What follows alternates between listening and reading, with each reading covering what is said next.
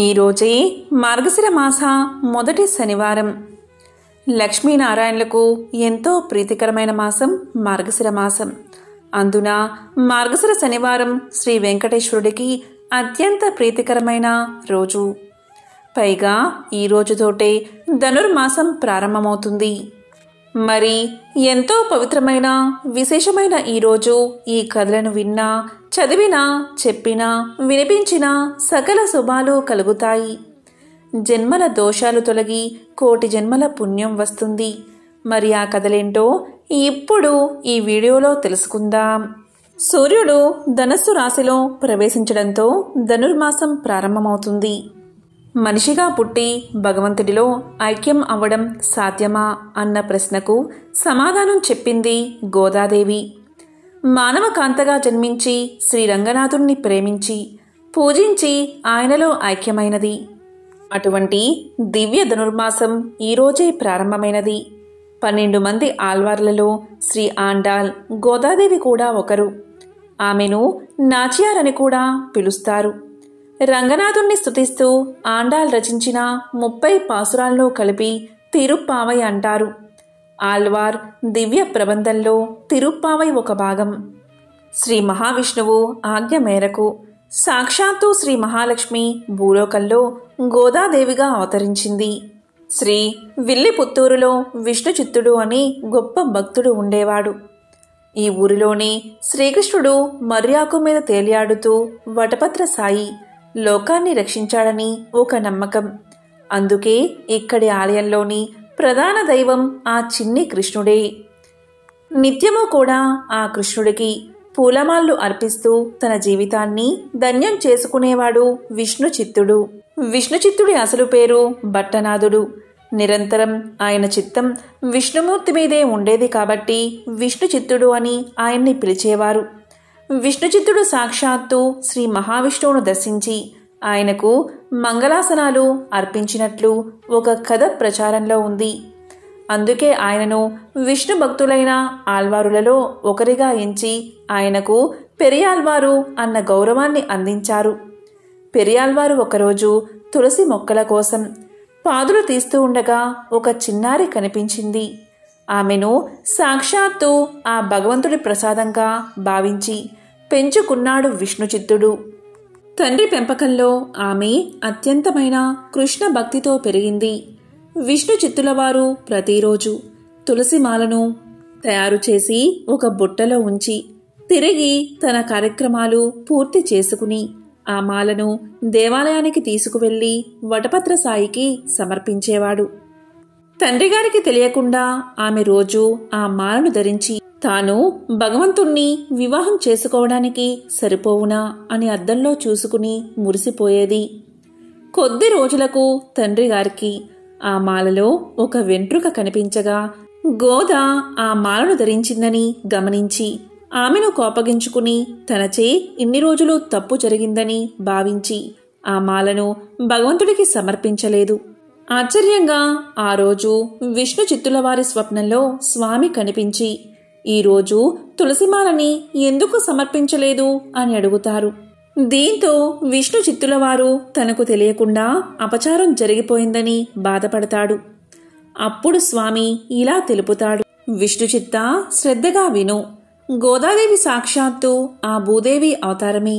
ఆమె స్పృశించిన మాలలను ధరించడం వల్ల నాకు అపచారం కాదు, ఆనందం కలుగుతుందని తెలియచేశాడు. దీంతో గోదాదేవికి కృష్ణుడిపై ప్రేమ మరింత పెరిగింది. తనకు పెళ్ళైనట్లు భావించి ఒకప్పుడు గోపికలు చేసిన కాత్యాయని వ్రతాన్ని మొదలుపెట్టింది.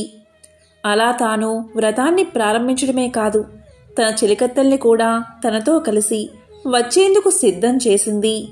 తన చెలులను మేలు కొలిపేందుకు, వారికి వ్రత విధానాలు తెలిపేందుకు, తనలోని కృష్ణభక్తిని వెల్లడించేందుకు రోజుకో పాసురం చొప్పున 30 పాసురాలు పాడింది గోదా. అవే ధనుర్మాసంలో ప్రతి వైష్ణవ భక్తుడి ఇంట్లోనూ వినిపించే తిరుప్పావై. ఎట్టకేలకు గోదాదేవి ప్రేమకు ఆ కృష్ణుడు లొంగక తప్పలేదు. తానే స్వయంగా విష్ణుచిత్తునికి కనిపించి తానుండే శ్రీరంగానికి గోదాదేవిని తీసుకురమ్మని అక్కడ రంగనాథుడిగా వెలిసిన తాను గోదాదేవిని వివాహం చేసుకుంటానని తెలియచేశాడు. శ్రీరంగంలోని ఆలయ అర్చకులకు విషయాన్ని తెలియచేశాడు. కృష్ణుడి ఆదేశాలు విన్న విష్ణు చిత్తుని సంతోషానికి అవధుల్లేవు. వెంటనే గోదాదేవిని విల్లిపుత్తూరులోని ప్రజలను తీసుకుని శ్రీరంగానికి బయలుదేరాడు. పెళ్లి కూతురిగా అంతర ఆలయంలోకి ప్రవేశించిన గోదాదేవి అందరూ చూస్తూ ఉండగానే ఆ రంగనాథుడిలో ఐక్యమైపోయింది. నిష్కల్మష హృదయంతో తన హృదయాన్ని రంగనాథుడికి అర్పించుకుంది గోదాదేవి. ఎవరైతే ఈ ధనుర్మాసంలో గోదాదేవి కథను వింటారో, లేక చదువుతారో, లేక వినిపిస్తారో అటువంటి వారికి సమస్త శుభాలు కలుగుతాయి. వివాహం కాని యువతీ యువకులకు వివాహం జరుగుతుంది. లక్ష్మీ కటాక్షం కలుగుతుంది. మరి ఎంతో విశేషమైన ఈ మార్గశిర మాసంలోని శనివారం రోజు వెంకటేశ్వర స్వామికి సంబంధించిన ఈ కథలను వింటే చాలు జన్మల పాపాలు తొలగి కోటి జన్మల పుణ్యం వస్తుంది. ఆ కథ ఏంటో ఇప్పుడు తెలుసుకుందాం. కలియుగం మొదలైనది. కలిదోష నివారణ కోసం మహర్షులందరూ నైమిసారణ్యంలో ఒక సత్రయాగం సంకల్పించారు.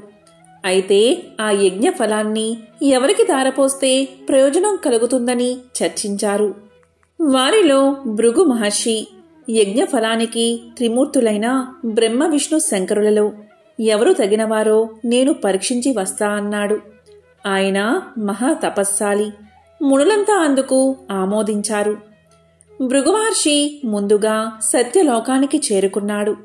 బ్రహ్మ అతడి రాకను గమనించక సరస్వతి వీణానాదంలో మునిగి ఉన్నాడు. దానితో భృగు మహర్షికి కోపం వచ్చి, మహా తపస్సాలినైన నన్ను అతిథిగా మన్నించలేకపోయావు. సృష్టికర్తనని అహంకరిస్తున్న నీకు భూలోకంలో ఎక్కడా పూజా పునస్కారాలు లేకుండా పోవుగాక అని శపించాడు. తరువాత భృగువు కైలాసానికి చేరుకున్నాడు. అక్కడ పరమేశ్వరుడు పార్వతితో ఆనందనాట్యం చేస్తూ భృగువు రాకను గమనించలేదు. దానితో భృగు మహర్షి కోపంతో, శంకరా, నీవు నాట్య విలాసాలలో మునిగి మహా తపస్సాలని అతిథిని అయిన నన్ను నిర్లక్ష్యం చేశావు కాబట్టి భూలోకంలో నీకు లింగ రూపంలోనే కాని నిజ రూపంలో ఆరాధన జరగకుండా ఉండుగాక అని శపించాడు. ఆ తరువాత భృగు మహర్షి వైకుంఠానికి చేరుకున్నాడు.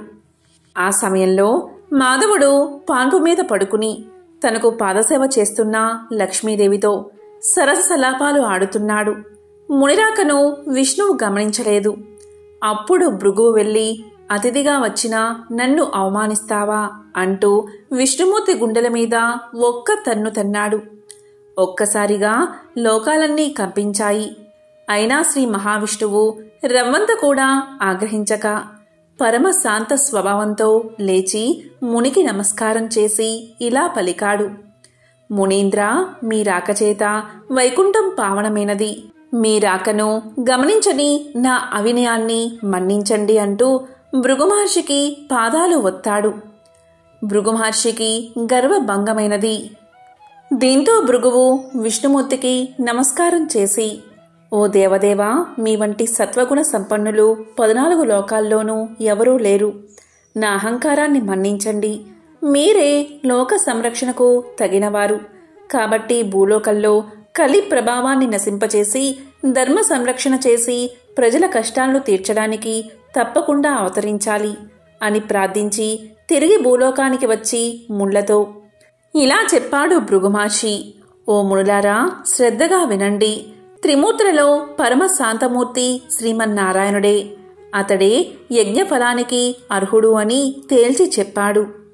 అప్పుడు మునులందరూ సత్రయాగాన్ని చేసి ఆ ఫలాన్ని యజ్ఞపురుషుడైన మహావిష్ణువుకే దారపోశారు. అక్కడ వైకుంఠంలో లక్ష్మీదేవికి కోపం వచ్చింది. ఎందుకంటే శ్రీహరి వక్షస్థలమే తన నివాసం.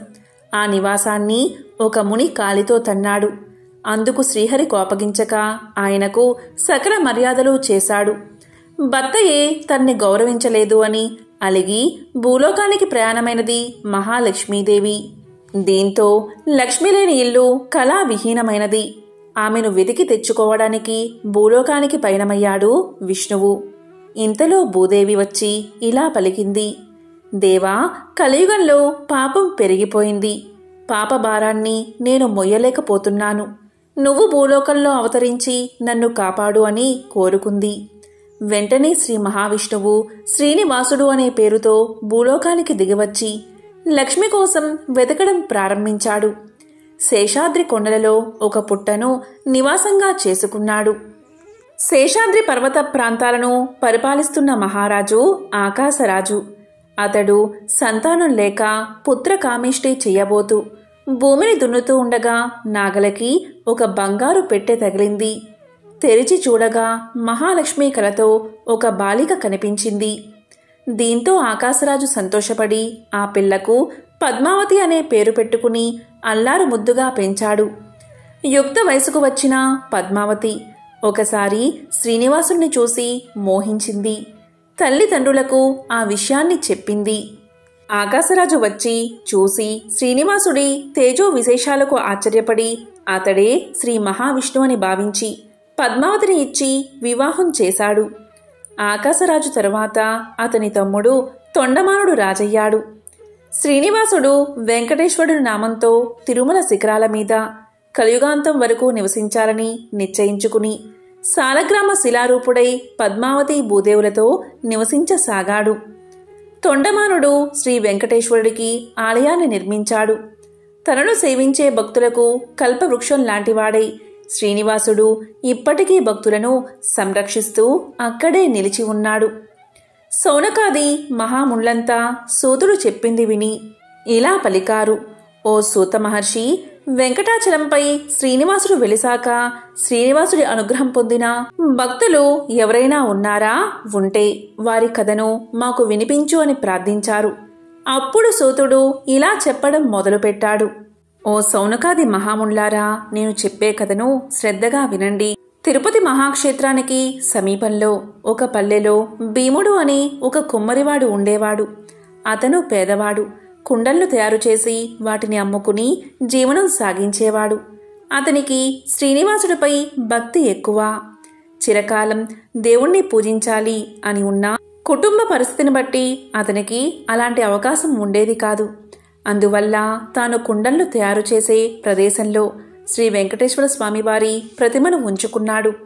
సారెపై కుండలను తయారు చేసేటప్పుడు తన చేతికి అంటిన మట్టిని పుష్పంగా చేసి భక్తితో స్వామివారి ప్రతిమ వద్ద ఉంచుతూ ఉండేవాడు. అది అతని నిత్య కృత్యంగా మారింది. ఆ ప్రాంతాన్ని పరిపాలిస్తున్న రాజు తొండమాండు కూడా శ్రీ వెంకటేశ్వర స్వామివారి యందు భక్తి కలిగి ఉండేవాడు. తొండమానుడు ప్రతిరోజు వెంకటాచలానికి పోయి స్వామివారిని బంగారు పూలతో అర్చించేవాడు. కొంతకాలానికి అతడిలో అహంకారం పెరిగింది.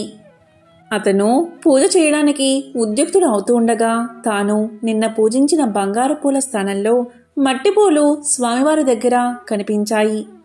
కారణం అతనికి అర్థం కాలేదు.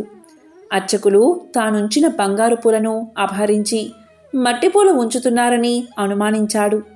తన భటులను కాపలాగా ఉంచాడు. రాజు ఎన్ని విధాలుగా ప్రయత్నం చేసినా బంగారు పూల స్థానంలో మట్టి పువ్వులే స్వామివారి దగ్గర ఉండేవి. దీంతో మహారాజుకు మానసిక వ్యధ పెరిగింది.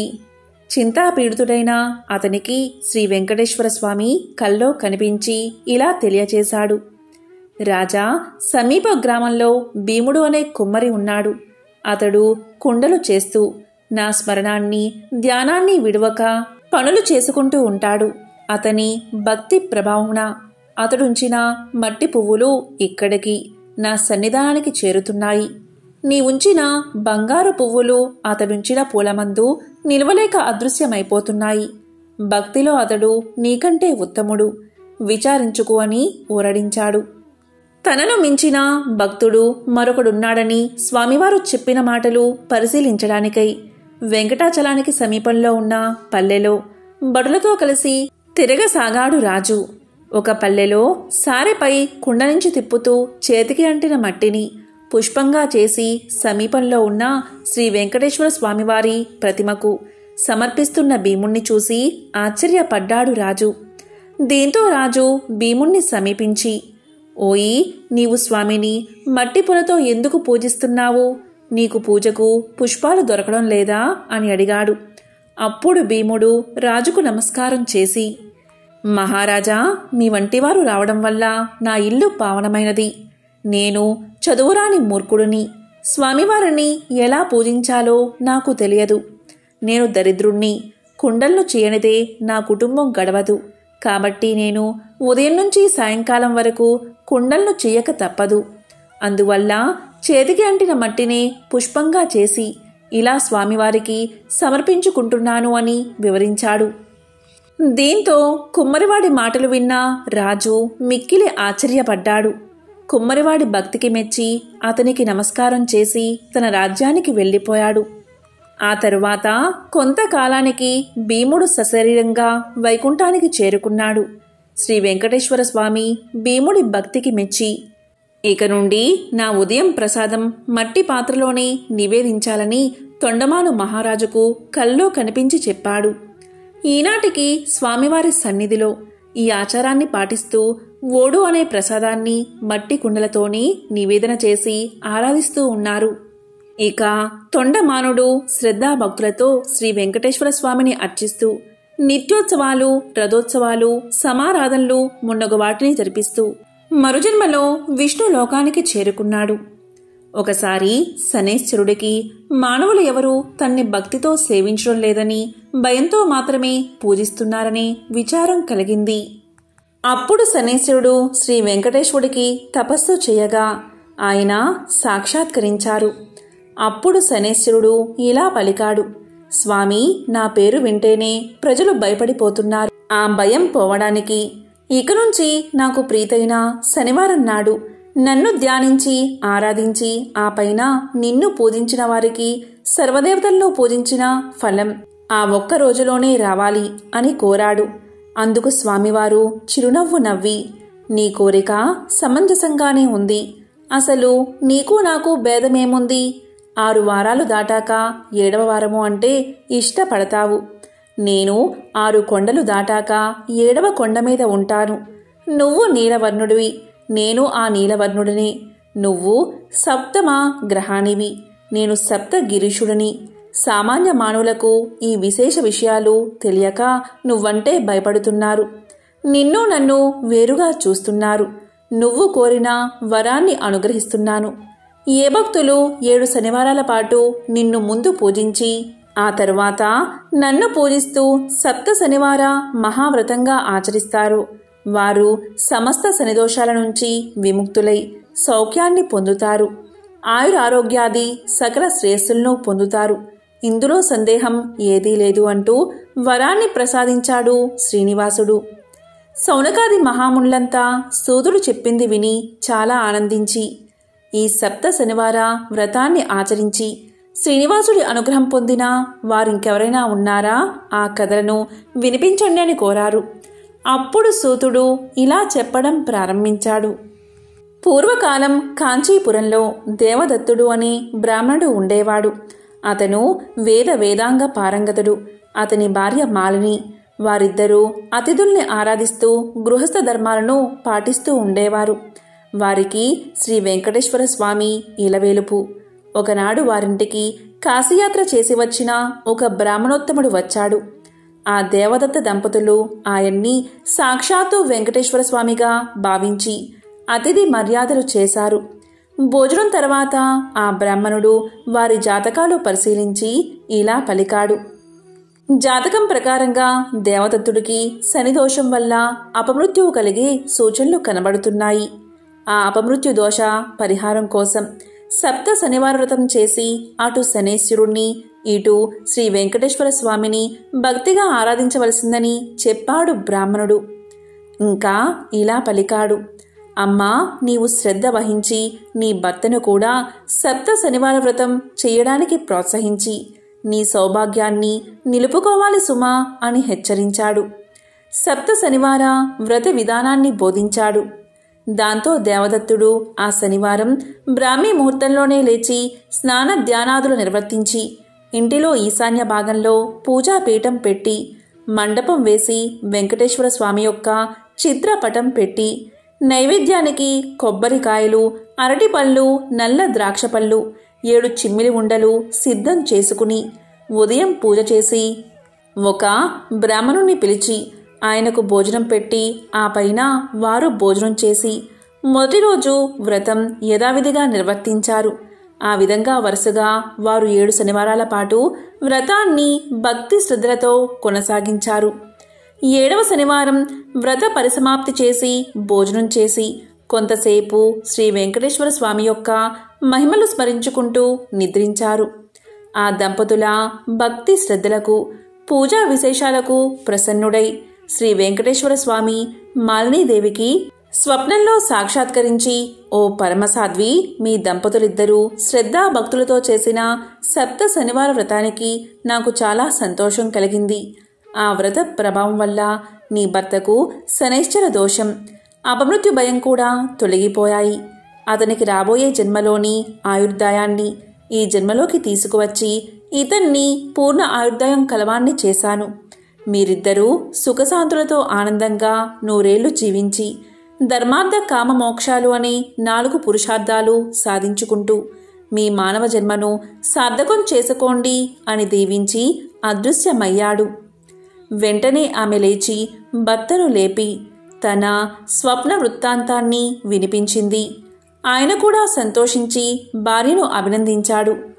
ఒక శుభముహూర్తాన ఆ దంపతులిద్దరూ శ్రీ వెంకటేశ్వర స్వామి దర్శనార్థమై తిరుపతి కొండకు వెళ్లి మొక్కులు తీర్చుకుని ఆ స్వామిని మనసారా స్తుతించి ప్రసాదాన్ని స్వీకరించి తిరిగి చేరుకున్నారు. ఇంటికి వచ్చాక బ్రాహ్మణులు పిలిచి అన్న సంతర్పణ చేసి బ్రాహ్మణ ఆశీర్వాదాలు పొందారు. జీవితాంతం వరకు యథాశక్తిగా శ్రీ వెంకటేశ్వర స్వామిని సేవిస్తూ చివరికి శ్రీ స్వామి సాన్నిధ్యాన్ని పొందారు. కలో శ్రీ వెంకటనాయక అని పెద్దల సూక్తి. కలియుగంలో శ్రీ వెంకటేశ్వర స్వామిని మించిన ఆరాధ్య దైవం లేడు. శ్రద్ధాభక్తులతో ఆయన్ని ఆరాధించిన వారికి శనిదోషాలు తొలగి శ్రీ స్వామి అనుగ్రహం కలుగుతుంది అని సూతుడు సౌనకాది మహాములకు వినిపించాడు. తిరుమలేశుడికి తల నీలాలు ఎందుకు సమర్పిస్తారు? ధర్మశాస్త్రాల ప్రకారం మనం చేసే సర్వకర్మల పాపఫలం మన వెంట్రుకలకు చేరుతుంది. దానివల్ల అవి పాపాలకు నిలయంగా మారతాయి. కాబట్టి మన పాపాలను వదిలించుకోవాలి అంటే వాటిని తమలో నింపుకున్న వెంట్రుకలను తీసేయాలి. ఆ పని దేవుడి సన్నిధిలో జరిగితేనే మనం సంపూర్ణంగా పరిశుద్ధులం అవుతాం. ఈ ఉద్దేశంతోనే తల నీలాలు సమర్పించే ఆచారం మొదలైంది. తిరుమలేశుడికి తల నీలాలు సమర్పించడంలో ప్రత్యేకత ఏమిటి తెలుసుకోవాలి అంటే ఈ కథను తెలుసుకోవాల్సిందే. గొడ్డలి దెబ్బకి నుదుటిన తగిన గాయాన్ని పట్టించుకోకుండా పుట్టను వదిలి ముందుకు సాగిపోతూ ఉంటే వనదేవత నీల ప్రత్యక్షమై ఆవేదనతో ప్రభు అని పలకరించింది శ్రీ వెంకటేశ్వర స్వామివారిని. స్వామివారు చప్పున ఆగి ఆమె వైపే చూశాడు. ప్రభు, దేవాది దేవులైన తమకా ఈ అవస్థ, సర్వ జగద్రక్షకులైన తమకా ఈ దుస్థితి అంటూ నీల కన్నీరు కారుస్తూ స్వామివారిని పక్కనే ఉన్న శిలపై ఆసీనులు చేసి శ్రీనివాసుడి తలపై తగిలిన గాయాన్ని తన పమిట చెంగుతో తుడుస్తూ మీకింత హాని తలపెట్టిన ఆ యాదవుడికి ప్రథమ దర్శన భాగ్యం వరాన్ని వంశపారపర్యంగా అనుగ్రహించిన ఔదార్యమూర్తులు మీరు. ఈ పరిస్థితుల్లో ఎక్కడికి వెళ్తారు ప్రభు అడిగింది బాధగా. దాంతో స్వామివారు మందహాసం చేశారు. నీల తానే వనదేవత కనుక స్వామివారి గాయానికి పసరు మందు పూసి ఆకువేసి కట్టబోతూ స్వామివారి నుదుటివైపు పరిశీలనగా చూసింది. స్వామివారి శిరస్సు పైభాగం తగిలిన చోట శిరోజాలు రాలిపోయాయి. అప్పుడు నీల బాధతో నొచ్చుకుంటూ ఏమాత్రం సంకోచించకుండా తన నల్లటి శిరోజాలను తీసి స్వామివారి శిరస్సుపైన అతికించి అప్పుడు తన పమిట కొంగు స్వామివారి గాయానికి కట్టు కట్టింది. అప్పుడు స్వామివారు ఇలా పలికారు, నీలా, స్త్రీలకి శిరోజాలే అలంకారం. నీ అలంకార శోభని నా కోసం త్యాగం చేశావా అని అడిగారు స్వామివారు. అప్పుడు నీల ఇలా సమాధానం చెప్పింది. ఒక చిరునవ్వు నవ్వి, నన్ను సృష్టించింది మీరే, నా సర్వస్వం మీరే. పున్నమి చంద్రుడి వంటి మీ అందమైన ముఖంపైన వెలితి కనిపిస్తే సహించగలనా ప్రభు? మీ సేవ కంటే అందం అలంకారం ఎక్కువనా అంది నీల. ఆమె భక్తికి ఔదార్యానికి స్వామివారు మెచ్చుకుని ఇలా పలికారు. నీలా, నీకొక వరాన్ని అనుగ్రహిస్తున్నాను. నా దర్శనం కోసం వచ్చి మొక్కుబడిగా నా భక్తులు సమర్పించుకునే తల నీలాలు ఈ కలియుగాంతం వరకు నీకే చెందుతాయి. భక్తులు సమర్పించే వారి తల నీలాలు పుణ్యఫలంతో తిరిగి నీ శిరస్సుపై సరికొత్త నీలాలు మొలుస్తాయి. నీ ఔదార్యానికి సేవానిరతికి గుర్తుగా నీలాద్రి అన్న పేరుతో ఈ తిరుమల ప్రసిద్ధమవుతుంది అని అనుగ్రహించాడు శ్రీవారు. అప్పుడు నీల చేతులు జోడించి భక్తితో ధన్యురాల్ని ప్రభు అని పలికింది. ఈ కారణం చేతనే తిరుమలేశుడికి తల నీలాలు సమర్పిస్తారు. పూర్వకాలంలో కౌమార దేశంలో మిత్రుడు అనే చాకలి ఉండేవాడు. అతడు తన కులవృత్తిని నిర్వర్తిస్తూ వీలున్నంతలో దాన ధర్మాలు చేస్తూ ధర్మపరంగా జీవనం సాగిస్తూ ఉండేవాడు. కాని అతడి దిగులంతా అతనికి ఉన్న అవిటితనమే. కాలు ఔటిది కావడం చేత ఉతికిన బట్టలను మూటలో కట్టి ఇంటింటికి తిరిగి ఇవ్వడం చాలా కష్టంగా ఉండేది. దానికి తోడు గంపెడు సంసారం. కష్టపడకపోతే పూట గడవదు. ఎల్లప్పుడూ ఆ శ్రీనివాసుణ్ణి ప్రార్థిస్తూ ఉండేవాడు. ఏదో ఒక రోజున ఆ స్వామి తన్ను కరుణిస్తాడన్న నమ్మకంతో జీవనం సాగిస్తూ ఉండేవాడు. భక్తజన సులభుడైన శ్రీమన్నారాయణుడు ఇదంతా గమనిస్తూనే ఉన్నాడు. ఎవరికైనా వారి పూర్వజన్మ కర్మ నివృత్తి అయ్యే సమయానికి శ్రీనివాసుడే ఏదో రూపంలో వచ్చి తన భక్తులను తప్పక ఆదుకుంటాడు. ఒకరోజు సాయంకాలం నాడు రోజులాగే మిత్రుడు చాకిరేవి నుంచి బట్టలు మూట పట్టణానికి రొప్పుతూ తిరిగి వస్తున్నాడు. ఇంతలో మార్గమధ్యలో వాడికి ఒక ముసలి బ్రాహ్మణుడు తారసిల్లాడు. సహజంగా భక్తి శ్రద్ధలు కలవాడు అవడం చేత మిత్రుడు భుజం మీద మూటను కింద పెట్టి ఆ బ్రాహ్మణుడికి నమస్కారం చేశాడు. అంతటా ఆ విప్రోత్తముడు ఇలా పలికాడు. నాయనా, ఈ అవటికాలితో ఎంతో బాధపడుతున్నావు. నీ బాధ చూడ్డానికే నాకు కష్టంగా ఉంది. నువ్వెంత కష్టపడుతున్నావో కదా అని అన్నాడు. అప్పుడు మిత్రుడు ఇలా పలికాడు. స్వామి, మీరెవరో మహానుభావుల్లాగా ఉన్నారు. గంపెడు సంసార భారం చేత నాకీ పని తప్పడం లేదు. ఈ అవటితనం పోయే మార్గం ఏదైనా ఉంటే సెలవు ఇవ్వండి అని విన్నవించుకున్నాడు. అప్పుడు ఆ ముసలి బ్రాహ్మణుడు, నాయనా, తప్పక చెబుతాను. సావధానంగా విను. నీ అవటితనం పోవడమే కాదు, నీకు అష్టైశ్వర్యాలు కలిగే వ్రతం ఒకటి చెబుతాను. ఈ వ్రతాన్ని ఆచరించిన మరుక్షణమే నీకు 1000 వరహాలు లభిస్తాయి. అయితే ఒక షరతు, అందులో సగం నాకు సమర్పించాలి. రేపు మళ్ళీ ఇదే సమయానికి ఇక్కడికి వస్తాను అని చెప్పాడు. అప్పుడు మిత్రుడు ఇలా పలికాడు. స్వామి, ఇంతకు మించిన మహాభాగ్యం నాకు ఏముంటుంది? ఆ వ్రతమేదో ఈరోజే ఆచరిస్తాను, సెలవు ఇవ్వండి అని ప్రార్థించగా ఆ బ్రాహ్మణుడు శ్రీ వెంకటేశ్వర వ్రతకల్పాన్ని వివరంగా చెప్పాడు. దీంతో మిత్రుడు రెట్టించిన ఉత్సాహంతో ఇంటికి వచ్చి ఈ విషయమంతా భార్యకు చెప్పి ఇరుగు పొరుగుల వారిని ఆహ్వానించి శ్రీ వెంకటేశ్వర వ్రతాన్ని ఆచరించి తీర్థప్రసాదాలు తాను స్వీకరించి వచ్చిన వారందరికీ పంచాడు. ఇంతలో ఇంటి బయట ఏదో కోలాహలం వినబడింది. మిత్రుడి కుమారుడు బయట నుంచి ఇంట్లోకి పరుగు పరుగున వచ్చి, అయ్యా, రాజభటులు నీకోసం వచ్చారు.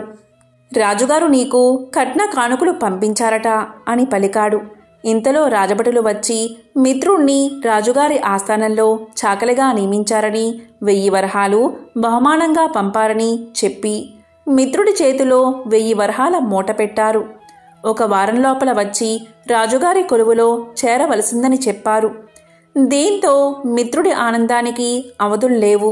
వారం దాకా ఎందుకు, రేపే వెళ్ళాలి అని మూటాముళ్లే సర్దుకుని మరుసటి రోజు తెల్లవారుజామునే ప్రయాణమయ్యాడు.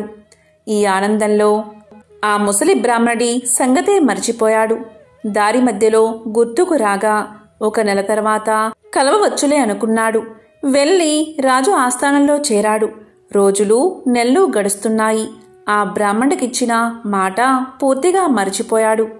అంతే, బ్రాహ్మణ రూపంలో వచ్చిన ఆ స్వామివారికి కోపం వచ్చేసింది. మానవ నైజం అంతే అని అనుకున్నారు స్వామివారు. తన మహత్యం చూపాలని నిర్ణయించుకున్నారు. అంతే, ఆ మర్నాడే రాజు ఆస్థానంలోని రాణిగారి నగలు మాయమయ్యాయి. ఆ అభాండం మిత్రుడి మీద పడింది. మిత్రుడికి కఠిన కారాగార శిక్ష పడింది. రాజభటులు మిత్రుణ్ణి పలు విధాలా శిక్షించారు. ఎందుకిలా జరిగింది, ఎందుకీ అభాండం తన మీద పడింది అని తెలుస్తున్న మిత్రుడికి ఆ రాత్రి స్వామివారు కల్లో కనబడి వృద్ధ బ్రాహ్మడి రూపంలో వచ్చింది తానే అని, తనకిచ్చిన మాట నిలబెట్టుకోకపోవడం చేతని ఇలా జరిగిందని చెప్పారు. అప్పుడు మిత్రుడు, స్వామి, నేను మిక్కిలి పాపాత్ముణ్ణి. ఎంతటి అపరాధం చేశాను? దయచేసి నన్ను కరుణించండి. ఇక మీదట తప్పక ప్రతీ నెలా మీ వ్రతాన్ని ఆచరిస్తాను. నా సంపాదనలో సగభాగం ప్రతీ నెల జీవితాంతం తమకే సమర్పిస్తాను అని చెంపలు వేసుకుని స్వామివారిని పరిపరి విధాలా వేడుకున్నాడు. భక్తజన సులభుడైన స్వామివారు అందుకు సంతోషించి మిత్రుణ్ణి అనుగ్రహించారు. శ్రీవారి అనుగ్రహం చేత రాణి నగలు వేరే ప్రదేశంలో మరుదినమే దొరికాయి. మిత్రుడు దొంగలించలేదని రాజు గ్రహించడం జరిగింది. మిత్రుణ్ణి కారాగారం నుంచి వదిలేశారు. అప్పటినుంచి మిత్రుడు స్వామివారికిచ్చిన మాట ప్రకారం ప్రతీ నెల శ్రీ వెంకటేశ్వర వ్రతాన్ని ఆచరిస్తూ తన సంపాదనలో సగభాగం స్వామివారికే సమర్పిస్తూ కలకాలం సుఖంగా జీవించి చివరన ముక్తిని పొందాడు అని అత్రి మహర్షుల వారు తెలియచేశారు. ఎంతో పవిత్రమైన విశేషమైన ఈ మార్గశిర శనివారం రోజు శ్రీ వెంకటేశ్వర స్వామికి సంబంధించిన ఈ కథలను విన్నా, చదివినా, చెప్పినా, వినిపించినా జన్మల దోషాలు తొలగి కోటి జన్మల పుణ్యం వస్తుంది. ఆ వెంకటేశ్వరుడి అనుగ్రహం తప్పకుండా మీకు కలుగుతుంది. ఓం నమో వెంకటేశాయ. ఓం నమో నారాయణాయ. ఓం శ్రీ మహాలక్ష్మియే నమః.